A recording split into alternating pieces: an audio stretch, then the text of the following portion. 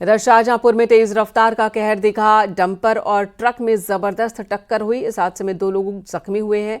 टक्कर इतनी जबरदस्त थी कि दोनों गाड़ी पलट गई। ये घटना थाना खुटार के पूरनपुर नेशनल हाईवे की है।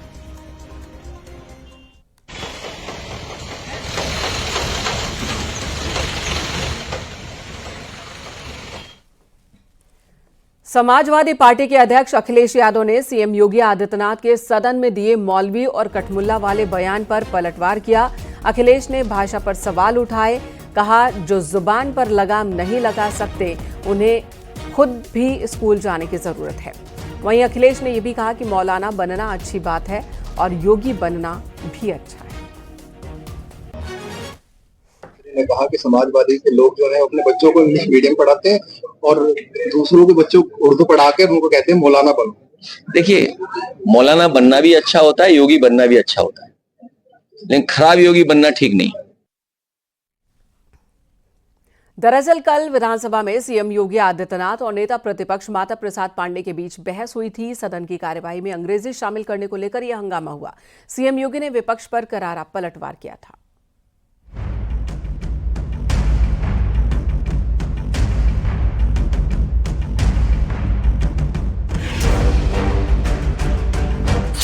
यूपी विधानसभा में बजट सत्र की हंगामेदार शुरुआत हुई। पहले ही दिन विपक्ष और सत्ता पक्ष के बीच तीखा वार पलटवार दिखा। वहीं सीएम योगी ने समाजवादी पार्टी पर जोरदार पलटवार किया है। सीएम योगी ने कहा कि विपक्ष अच्छे कामों का विरोध करता है।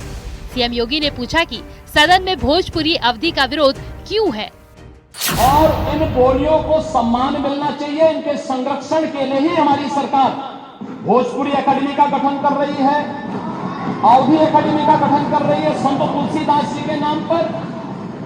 इसी के आधार पर ब्रज भाषा इतनी समृद्ध भाषा है। सूरदास जी ने अपनी सभी रचनाएं उसी भाषा में दी हैं। संत तुलसीदास जी ने अपनी कालजयी रचना रामचरितमानस, जो इस सदन में ही नहीं उत्तर भारत के अंदर और भारत से प्रवासी हुए जितने भी ऐसे लोग हैं जो मॉरिशस में या दुनिया की फिजी में या दुनिया के किसी देश में गए, उनके संकट काल में रामचरितमानस ही तुलसीदास जी का अवधि भाषा में रचा गया। रामचरितमानस ही उनका सहारा बना था और आज जब उसको सम्मान मिल रहा है तो आप उसका विरोध कर रहे हैं। सीएम योगी ने कहा कि ये लोग उर्दू की वकालत करते हैं। ये अपने बच्चों को अंग्रेजी पढ़ाते हैं और दूसरों के बच्चे को मौलवी बनाना चाहते हैं। सदन में भाषा को लेकर सियासी तकरार देखने को मिला। समाजवादी पार्टी की ओर से उर्दू भाषा की वकालत करने पर सीएम योगी ने करारा जवाब दिया। उर्दू भी तो भाषा है, उर्दू को नहीं करेंगे, अंग्रेजी करेंगे।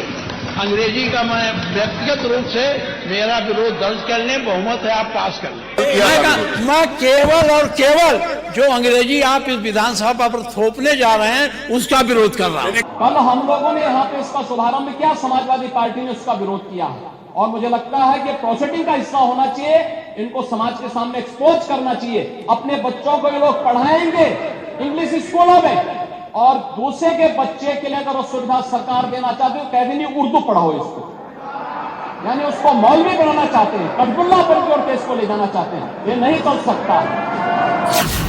सीएम योगी सदन में उस वक्त भड़क गए जब नेता प्रतिपक्ष माता प्रसाद पांडे ने सदन की कार्रवाई क्षेत्रीय भाषा जैसे भोजपुरी, अवधी, ब्रज, बुंदेलखंडी और अंग्रेजी में भी होने पर ऐतराज जताया। सीएम योगी ने कहा कि हमारी सरकार इन क्षेत्रीय भाषाओं के लिए एक अकादमी का गठन भी कर रही है। आज जब सम्मान हो रहा है तो आप उसका विरोध कर रहे हैं। सदन में पक्ष और विपक्ष के बीच क्षेत्रीय भाषाओं के मुद्दे पर काफी देर तक हंगामा चला। न्यूज़ 18 के लिए ब्यूरो रिपोर्ट।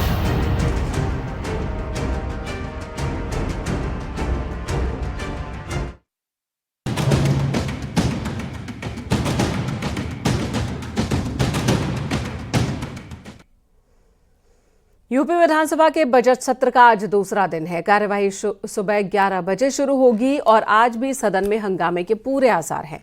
आज राज्यपाल के अभिभाषण पर चर्चा होनी है। विपक्ष सदन में हंगामे की तैयारी में है। कल विधानसभा में यूपी का बजट पेश किया जाएगा। आपको बता दें, आज सीएम योगी आदित्यनाथ 11 बजे विधानसभा में मौजूद होंगे। वहीं दोपहर 2 बजे शिवपाल यादव विधानसभा में बोलेंगे।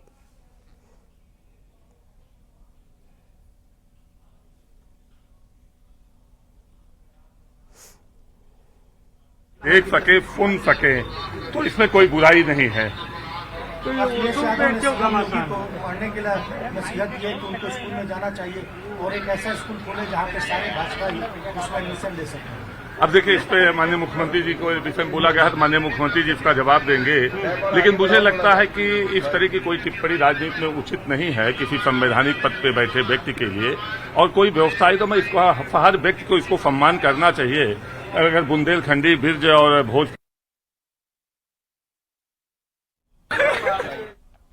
कल यूपी का बजट पेश होना है, उससे पहले आज सदन का दूसरा दिन, बजट सत्र का दूसरा दिन, 11 बजे कार्यवाही की शुरुआत होगी। सीएम योगी आदित्यनाथ भी मौजूद होंगे। बजट तो जनहितकारी होगा, जन भावनाओं के अनुरूप होगा। गरीबों और मध्यम वर्ग को विशेष रूप से ध्यान रखा जाएगा। इंफ्रास्ट्रक्चर का भी विशेष रूप से ध्यान रखा जाएगा। सर, कल से ही विपक्ष लगातार प्रदर्शन कर रहा है, हंगामा कर रहा है, आज भी उसी के आसार नजर आ रहे हैं। विपक्ष को चाहिए कि वो अपने विचारों पर मंथन करें, जनहित पे जो काम हो रहे हैं उनको होने दें, उस पर सहयोग करें और विधानसभा में भी शोर मचाने के बजाय कुछ कंस्ट्रक्टिव बात करें तो अच्छा है। ममता बनर्जी ने कुंभ को मृत्यु कुंभ बताया है। ऐसा है, सर, ये वही लोग इस प्रकार की भाषा बोल सकते हैं कि जिनको पूरी जानकारी नहीं है। Thank you. देखिए, चाहे श्री अखिलेश यादव जी हों, चाहे ममता बनर्जी जी हों, हाँ लगा दिया भैया, या दोनों लोगों को महाकुंभ के सफल आयोजन से चिढ़ हो रही है। मुस्लिम तुष्टीकरण हो, मुस्लिमों से जुड़ा हुआ अन्य कोई कार्य हो, केवल वही इनको पसंद आता है। और महाकुंभ को मृत्यु कुंभ कहना, यह भारतीय संस्कृति को मानने वाले करोड़ों करोड़ हिंदुओं का अपमान है और इस अपमान का जवाब भी उनको मिलेगा। लेकिन वो तत्काल, चाहे वो ममता बनर्जी जी हों, चाहे श्री अखिलेश यादव जी हों, महाकुंभ पर बार बार सवाल उठाने के लिए उन्हें क्षमा मांगना चाहिए। सर, अखिलेश यादव ने ट्वीट किया है और मुख्यमंत्री योगी आदित्यनाथ के बयान पर उन्होंने ट्वीट किया, उन्होंने कहा संसदीय भाषा का इस्तेमाल किया जा रहा है सदन में। देखिए, समाजवादी पार्टी के मुखिया श्री अखिलेश यादव जी और उनकी पार्टी के लोग ज्ञान न बघारे तो अच्छा है। जिस प्रकार से देश की, प्रदेश की सेवा हो रही है, जिस प्रकार से आम जनता खुशी से झूम रही है, विकास का कार्य चतुर्दिक दिखाई दे रहा है, यह समाजवादी पार्टी को हजम नहीं हो रहा है, उनका हाजमा खराब है। कुंभ की सफलता से जैसे विक्षिप्त अवस्था में पहुंच गए हो, बार बार कुंभ कुंभ कुंभ। अरे कुंभ इतना सफल हुआ, वेलकम करो जी। आप यूपी के पूर्व मुख्यमंत्री हो, यहाँ के सांसद हो, एक दल के राष्ट्रीय अध्यक्ष हो, लेकिन क्योंकि उनका तुष्टीकरण की राजनीति उसमें नहीं चलती, इसलिए ऐसी बातें यह लोग करते हैं। मैं यह मानता हूं कि श्री अखिलेश यादव जी हों, चाहे सुश्री ममता बनर्जी जी हों और चाहे मल्लिकार्जुन खड़गे जी हों, जो कुंभ का विरोध कर रहे हैं, वह अपने आप अपनी पार्टी को रसातल की ओर ले जा रहे हैं। धन्यवाद। जवाब देंगे। लेकिन मुझे लगता है कि इस तरह की कोई टिप्पणी राजनीति में उचित नहीं है किसी संवैधानिक पद पे बैठे व्यक्ति के लिए। और कोई व्यवसायी, तो मैं इसको हर व्यक्ति को इसको सम्मान करना चाहिए। अगर बुंदेलखंडी, बिरज और भोजपुरी अवधि की बात हो रही है तो उसका सम्मान हो।